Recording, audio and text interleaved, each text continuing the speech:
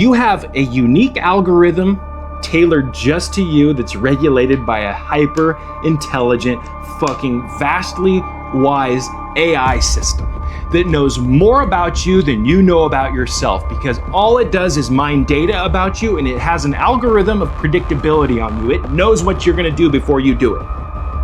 That's why things that pop up in your reels, I was just thinking about that, or oh wow, look at that, I was just talking about that supplement, or look at that, it's advertising. It's listening to you at all times.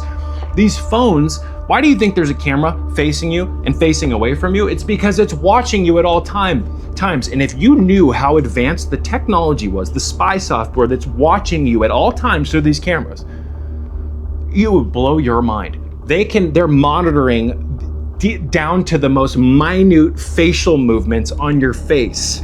They can monitor your health by tracking miniature movements in your face that you don't even know that you're making.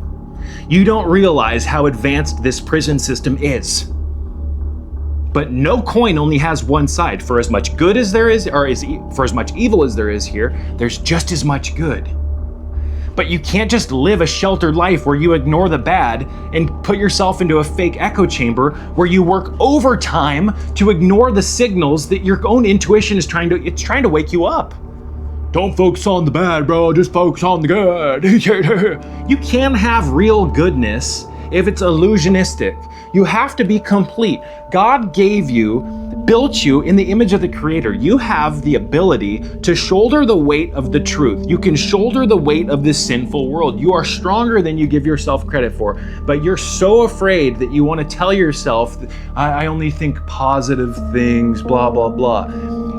Acknowledging truth is one of the most positive things that you can do. Would you rather live in a fucking fabricated lie? Oh, come on, guys.